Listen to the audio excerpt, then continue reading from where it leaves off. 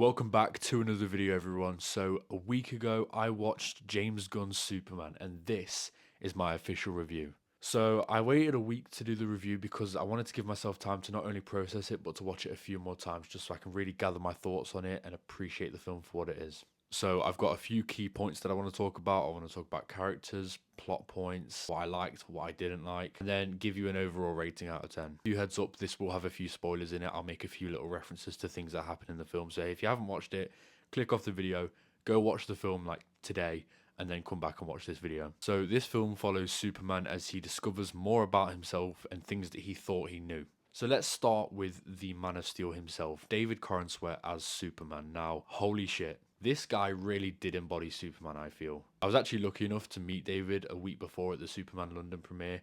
He signed my arm and we got a little selfie together. I got the signature tattooed on me. Now, when I met David, he was a really lovely guy. He really just took the time to talk to us and to sign everything and just to spend a little bit of time with us all. Really did the entire cast. I really can't speak high enough about them for that. But anyway, David really did embody the Man of Steel in the same way that he did in real life, he does in the film. You really get a good sense of how he cares for the people of Metropolis and how he really understands and appreciates life. He sees it as some sort of sacred, beautiful thing. For example, in the middle of the kaiju fight, the kaiju blasts him with fire, destroying the building behind him, and he has a quick second where he just turns around and goes, "Is everyone alright?" You know, things like that that make me really appreciate his version of Superman. We'll never have another Superman like him. To me, I think he might be up there on par with Christopher Reeve. He's that good.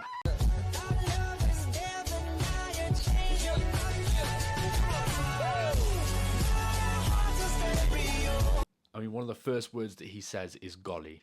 He gets beamed with the yellow sun, gets up and goes, golly. Little things like that that just make me love his version of Superman. I think he might be the strongest live action Superman we've seen. This story picks up 3 years after he became Superman, and this is the first time he lost a fight was against Ultraman, which is, spoiler alert, a version of himself. That's just insane. 3 years and he's not lost a single fight. And the first time he did was against himself.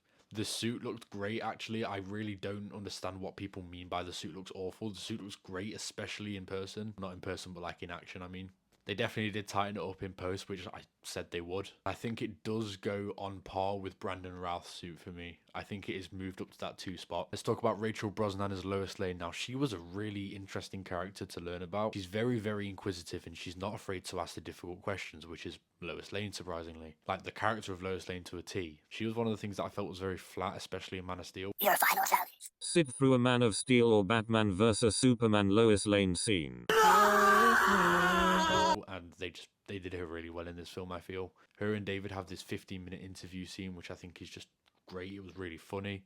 It was really serious at times, and it gave you a good understanding of where the characters are at emotionally, especially with each other. The next big one, Nicholas Hoult as Lex Luthor. Holy shit, this man is generational as Lex Luthor. Dare I say he's on par with Heath Ledger's Joker. Like, he's so full of hate and he's so petty about it.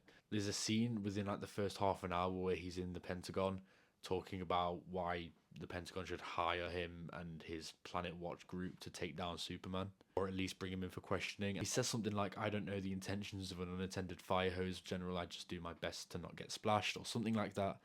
And I'm just thinking, like, holy shit, he's incredible as Lex. He was really the highlight of this film for me. I just can't wait to see more of him. Every time he was on screen, I fucking hated him, but I really loved that I hated him. Guy Gardner and Mr. Terrific were actually pretty cool. Mr. Terrific in particular was great. He has this really good fight scene to 5 years' time, and he's just such a cool character, and you really get to see him shine in that fight scene. Guy Gardner was an absolute idiot, but he was just perfectly characterized. Like, he's fighting the kaiju and he's making him try oven mittens on and stuff like that. And he's actually pretty badass when he wanted to be as well. The only character, like I said in the start, that I wasn't too sure of was Hawkgirl. She just didn't really do anything or say anything. They don't really focus on Hawkgirl as much as Mr. Terrific and Guy Gardner especially. I just would have liked to have seen a little bit more of Hawkgirl as well.